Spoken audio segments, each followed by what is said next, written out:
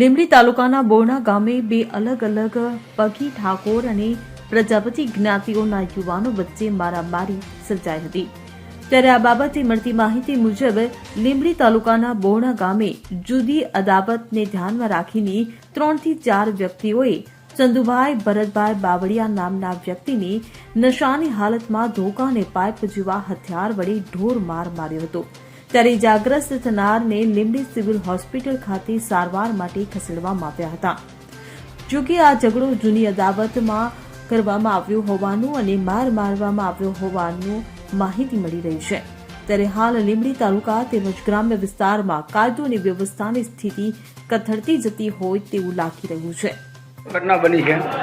મારું નામ બાવળિયા ચંદુભાઈ ભરતભાઈ છે। હું બોયણાનો રહેવાસી છું। અમે લાઇટ ફિટિંગનું કામ કરું છું। લાઇટ ફિટિંગ કરતો હતો ત્યારે એમનો ફોન આવ્યો કે અહીંયા વાડે કામ છે, તું આય। એટલે હું ત્યાં ગયો તો તે 5 જણા હતા। એમાં એકને ઓળખું છું। હું ઓળખો એનું નામ શું? ગાંગોલી ઉર્ફે અજય। એ બધે 5 પીધેલી હાલતમાં હતા।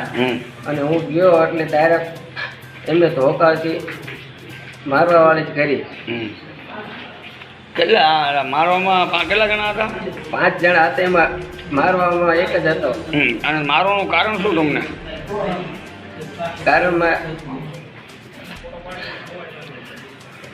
કારણમાં એ છે કે તેના ભાભી ભાગી ગયેલ છે, તો તે જેની હારે ગયા છે તો એ એમ કહે છે કે તારો દોસ્તાર છે।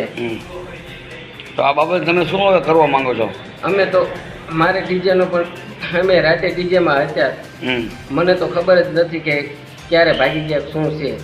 તો એમને એમ કે હું સાથે ભગાડવામાં હતો કાલ રાતે, એ બાબતની શંકાપદ રહી અને મને મારવા લીધો। તમને પૂછ્યું હતું કે ડાયરેક્ટ સીધું મારવા ચાલુ કર્યું? મને પૂછ્યું હતું, મેં કીધું મેં મારવામાં કોઈ આ નથી। અમે તો કાલ રાતે મેં કીધું ભોજપરા ડીજેમાં હતા, પણ છતાંય ધોકો લઈને તે બધા પીધેલી હાલતમાં હતા। અહીંયા દારૂ વેચાય છે? હા, તે ક્યાં આગળ વેચાય છે? સીમમાં ગમે ત્યાં વેચતા, પણ એ પહેલેથી એને ઘણીદાર એના નામ આવી ગયેલા જ છે દારૂમાં। ઓકે। કલ્પેશ વાટીર સાથે CN24 ન્યૂઝ, સુરેન્દ્રનગર। હવે જુઓ દેશ દુનિયાની તમામ ખબરો તમારી આંગળીના ટેરવે। ઉઠાવો મોબાઈલ અને Google Play Store પરથી ડાઉનલોડ કરો અમારી CN24 ન્યૂઝ મોબાઈલ એપ।